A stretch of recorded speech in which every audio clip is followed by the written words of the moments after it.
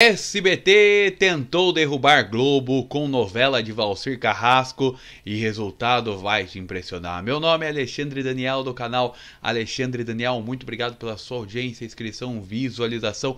Muito obrigado e hoje eu vou te contar a história que o SBT tentou derrubar a Globo com a novela do Valcir Carrasco. Uma das novelas do Valcir Carrasco, mas não deu certo. Então vamos mergulhar nessa história, voltando no final da década de 80. No final da década de 80, em que há 35 anos, dia 23 de outubro de 89, o SBT lançava a novela Cortina de Vidro, a primeira de Valcir Carrasco na carreira.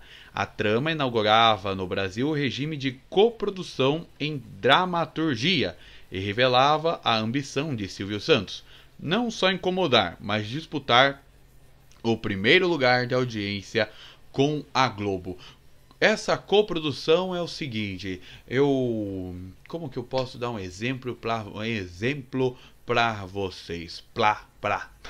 Para vocês. É o seguinte, eu tenho aqui a minha casa e abro o meu quarto para uma produtora vir aqui gravar as cenas. Então eu me faço a luz, eu tenho os custos da luz, da água e do local. Já a produtora, dos atores, das câmeras, depende de cada situação no caso. E aí a coprodução é o seguinte, e elas dividem os lucros no final. Ó, como você deu a alocação, é 50% para você, 50% para mim, 40% para você, 60% para mim, eles dividem os lucros e também os prejuízos. Aí a produção do SBT, a Cortina de Vidro, mirava nomes de peso como Lucélia Santos, Tarcísio Meira, Irene Ravache e Cássia Kiss. Isso só foi possível porque o Silvio Santos encontrou uma brecha nos contratos de artistas da Líder, da Globo. Eles não poderiam trabalhar diretamente em outros canais, mas o documento não dizia nada sobre produções independentes. Apesar de tentar, o único nome realmente de mais impacto foi do Antônio Abujanra, que ele tinha aquele programa que até o Marcelo Taz faz, o Provoca. Ele era terrível daquele programa Provoca da TV Cultura. Mas o que aconteceu em seguinte, a seguinte da história, Alexandre? Bem, nenhum ator aceitou de peso e aí criou-se uma atmosfera de otimismo para a produção da novela e tudo que ela traria. O Luciano Calegari falou que o SBT queria competir mesmo pelo primeiro lugar, porque ninguém entra no jogo para ficar em segundo. Nisso, o Luciano Calegari era o superintendente artístico, o diretor artístico do SBT naquela época, e ele deu essa declaração falando que o SBT iria lutar para brigar contra a Rede Globo na época, que era o monopólio todo de novelas e de produção. O SBT já tinha montado a sua produção de jornalismo em 88 com o TJ Brasil, bem depois foi Aqui Agora, mas o SBT redesenhou o jornalismo, incomodando a Globo, que antigamente o jornalismo da televisão era só apresentador. Aí com o jornalismo do SBT, o jornalista virou âncora, começou a falar da notícia. E aí o que aconteceu? As novelas foram retomadas 4 anos depois.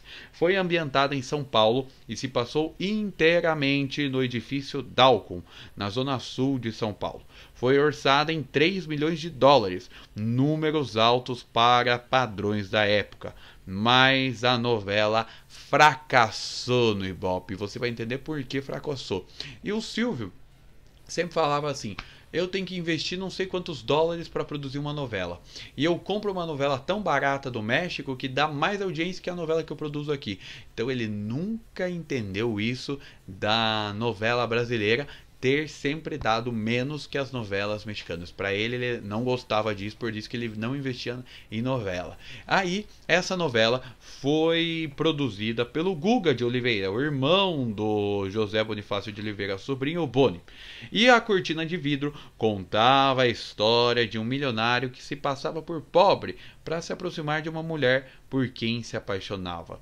A trama, que teve Emerson Capri e Beth Goffman nos papéis principais, também contou com a jornalista Sandra Nemberg. A expectativa era alta. O superintendente do SBT na época, o Rubens Carvalho de Santos, afirmou que o SBT queria alcançar 15 pontos em audiência. Passou perto somente na estreia e depois foi ladeira abaixo, chegando a marcar 2 pontos em vários capítulos. Terminou com 5 pontos de média geral na faixa das 7h40 e foi uma ducha fria. Mas não só a audiência que foi um problema nessa novela Cortina de Vidro, mas o edifício que eu falei que foram gravados as locações da novela passou por alguns perrengues, porque o edifício Dalcom, que servia de planos de fundo e tinha várias das cenas gravadas de lá, foi o que? Vendido. Aí o autor Valcir Carrasco encontrou uma solução que todo autor de novela usa isso: fazer o prédio pegar fogo. A solução fez com que ele aproveitasse para eliminar personagens, mas não conseguiu reverter essa baixa audiência. O projeto traumatizou o SBT e também a produtora Mixon, do irmão do Boni. Ela ficou encarregada apenas da parte técnica, sem poder interferir na artística, que era do SBT. Cortina de Vidro terminou em 5 de maio de 90, com 168 capítulos. Em novembro daquele ano, o SBT ainda ia amargorar outro fracasso, que foi Brasileiros e Brasileiras. E aí o SBT tirou as novelas do ar até 1994, quando eles colocaram a novela Eram os Seis. Tem um vídeo no YouTube que o Silvio faz o Qual é a Música e anuncia que o Cortina de Vidro, os primeiros capítulos seriam reapresentados dentro do programa Silvio Santos, mas não surgiu nenhum efeito. Cortina de Vidro foi um desastre na história do SBT, a novela de Valcir Carrasco. Todo mundo tentou produzir, mas não deu certo. Bem, outra curiosidade dessa novela, para você ter uma ideia, é que a audiência eles esperavam muito grande e tiveram ainda 40 chamadas comerciais que foram preparadas em parceria com a empresa Johnson & Johnson, para você ter uma ideia.